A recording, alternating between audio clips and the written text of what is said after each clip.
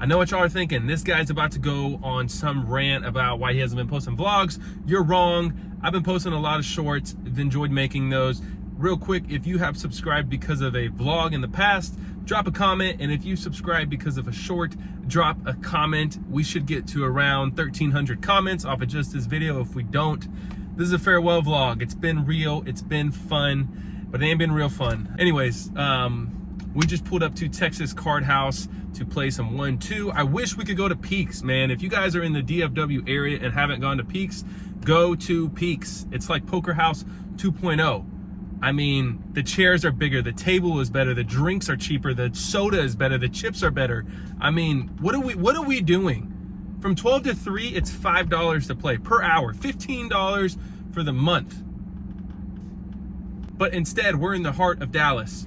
There's nothing worse than having a losing session and then driving through 5 p.m. Dallas traffic. You wonder why there's so much road rage and so many wrecks? That's why. What are we doing? Anyways, enough about that rant. Let's get into some poker hands. Let's go. We hop into this 1-2 game for the max, which is $500 here at Texas Card House in Dallas, Texas. And in our second hand being dealt in, we pick up ace queen offsuit in the small blind. Now the $10 straddle is on, and the hijack and cutoff both limp for $10. So when action gets to me, I decide to size up a little bit here, and I raise it up to $45. Only the straddle and hijack player call, and the cutoff decides to fold. So we're 3 ways to a flop, which doesn't come very good for this ace queen. It comes 3, 4, 5 rainbow. Not the worst board. We do have a gutter plus 2 overs, so not a terrible board for us. But being out of position with 2 players who limped and then called pre-flop, I'm going to just check this one, and surprisingly action checks around. Off to a turn, still 3 ways, which comes the 8 of spades. I do contemplate putting in a bet here, but I think better of it. I think they're going to be weighted towards a lot of middling pocket pairs, maybe hands like 5, 6 for a pair plus straight draw. So I don't think that they're going to be folding to a bet here, and it's going to be pretty hard to navigate a river. So I decide to check, and now the under the gun player decides to take the betting lead and bets out for $100. The hijack folds, and not much to do here. I fold my cards as well, so we're going to lose the first hand of this session.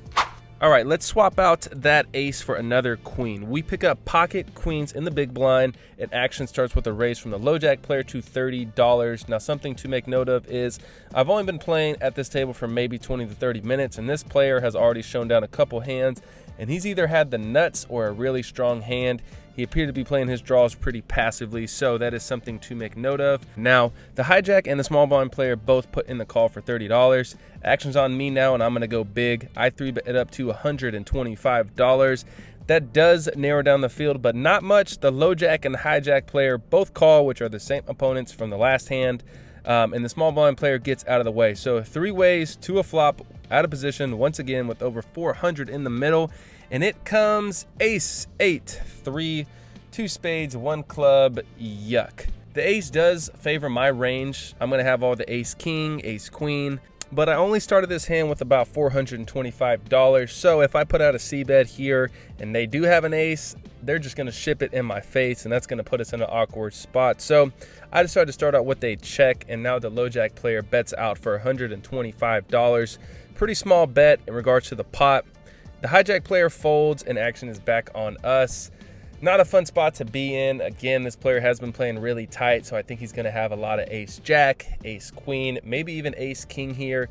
He is the original raiser, and he called my large 3-bet from the small blind, so I think it's pretty likely he has an ace here. Again, I've seen him play his draws pretty passively, so maybe he has a hand like king, queen of spades. But even against a hand like that, we're not going to be in great shape. We're going to be flipping, and I only have $300 left. So if I put in the call, I'm only going to have $175 behind. So essentially, it's either all in or fold. But after tanking for about a minute or so, I decide to fold these pocket queens. I think we can find a better spot to get it all in. So yeah, session not off to a good start. Let's see if we can't turn things around. All right, 0 for 2 on the session, 0 for 1 with pocket queens, but we are instantly going to get a chance to redeem ourselves, because in this one we look down at pocket queens again, this time from the hijack, and we open it up to $20, and we get 3 callers from the button, under the gun, and +1 players. So we're going 4 ways to a flop, which comes 5, 6, 10, 2 diamonds, 1 heart. Not the best board in the world, but we still have ourselves an overpair.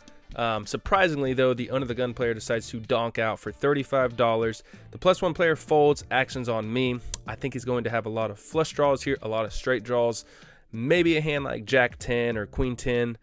Either way though, we're going to be putting in a raise here and charging all of those draws and denying equity. So we raise it up to $120. The button folds and the under the gun player sticks in the call. So we're heads up to a turn which comes the 10 of clubs and the under the gun player checks. Now I'm 50-50 here. I think you could be, betting to try to deny equity from those straight and flush draws, but on the other hand, I think he could have a 10.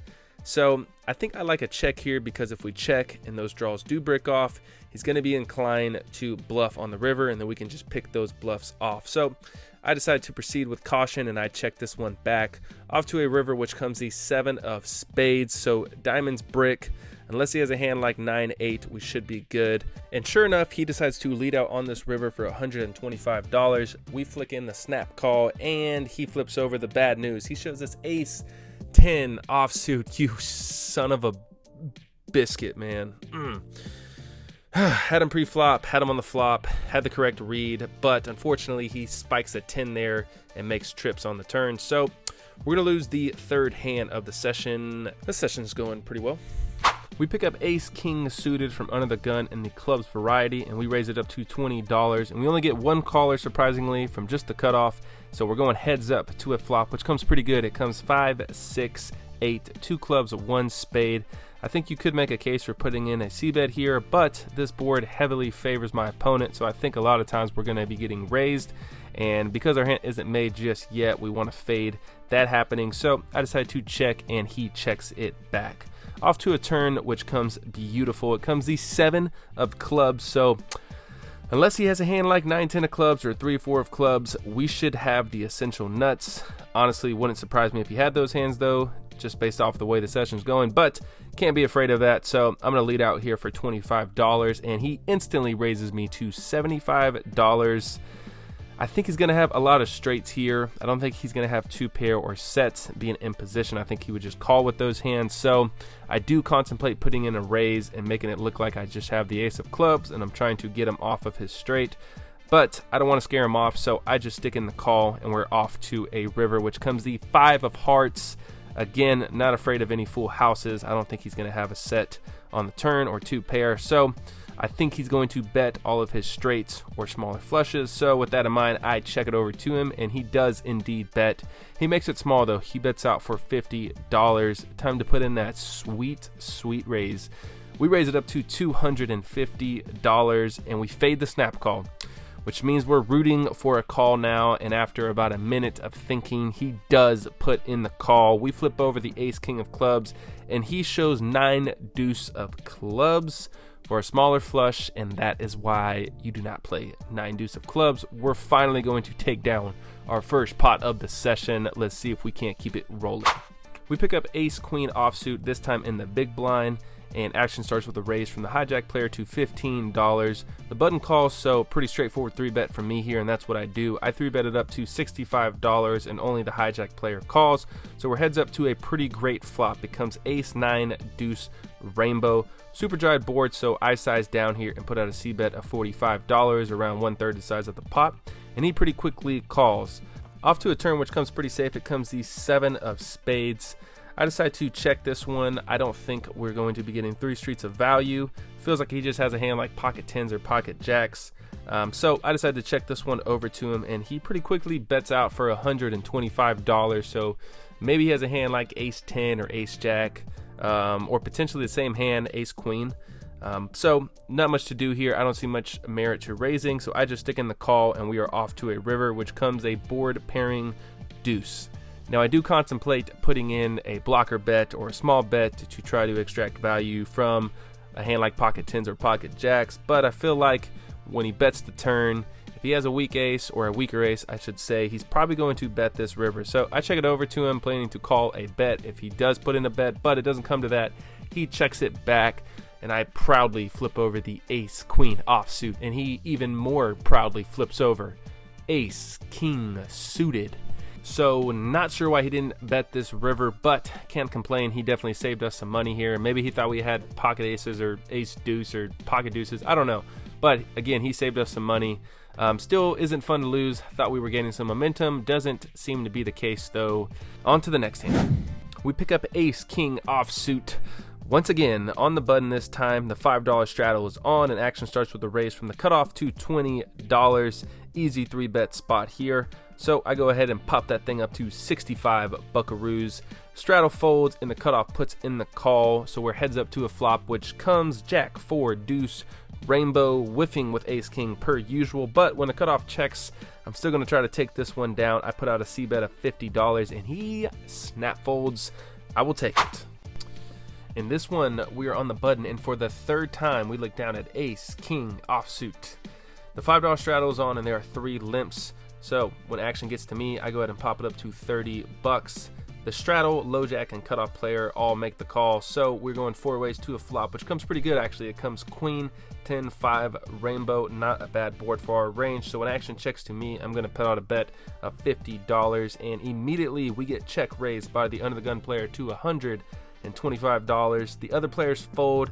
Action's back on me. Not a fun spot to be in, honestly. It's hard to tell if our ace is live, if our king is live, but I guess worst case scenario, we can bink a jack for the Broadway, and it's not much more for us to call. So I stick in the call.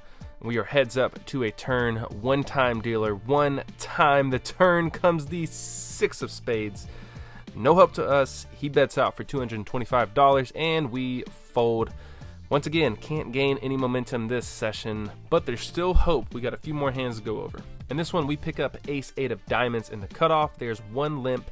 The +3 player raises it up to $15.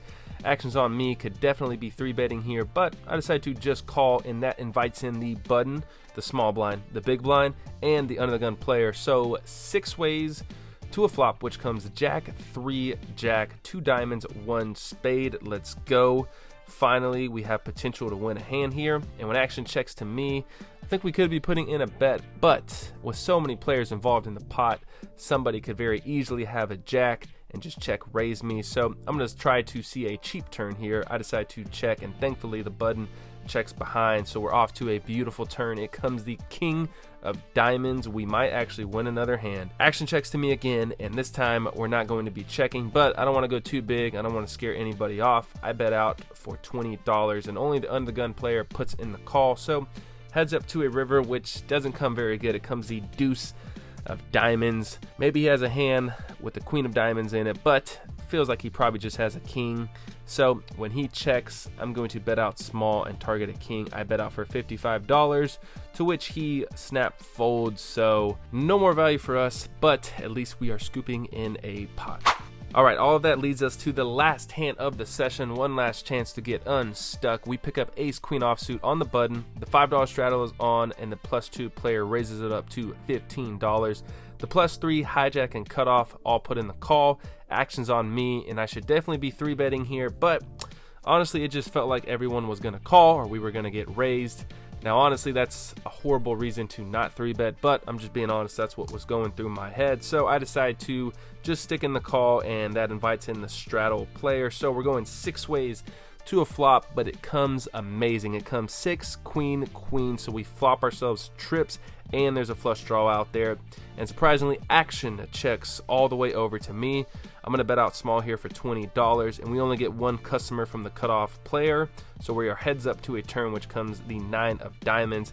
This time, when the cutoff checks, I'm going to size up and charge all those flush draws or middling pocket pair. So I size up to $85, and he pretty quickly puts in the call. So it definitely feels like he has a flush draw or a hand like pocket 8s or pocket 7s. And hopefully that's the case, because the river comes the queen of spades. Oh my goodness. Obviously, we're going to be winning this one. And when the cutoff checks again, I'm going to go big. I bet out for $225, and he snap calls. We flip over the quads, and we take down a big pot to end the session. Let's go. All right, that's a wrap for this video. I actually almost did this outro outside to try to give you a different scenery, but then I remembered it's 108 degrees outside, and my phone would have freaking melted probably. So we're doing it in the truck again. Here are the end results. We got into that game for $500, added on for $200, and then 20 minutes or so after doing that, had to add on again for $200. So in the game for $900, and we cashed out for $901. That's a profit of $1, 100 pennies, 4 quarters, 10 dimes, you name it. It's a $1 profit. It's way better than losing. And honestly, sometimes it feels way better to claw out of a hole and not book a losing session than it does to win. So no complaints on my end. Happy that we didn't lose. But yeah, that's it for this video. If you guys watched until the very end, thank you guys. Appreciate all of you. If you're not subscribed, you know what to do. I'll catch you guys in the next one. Peace.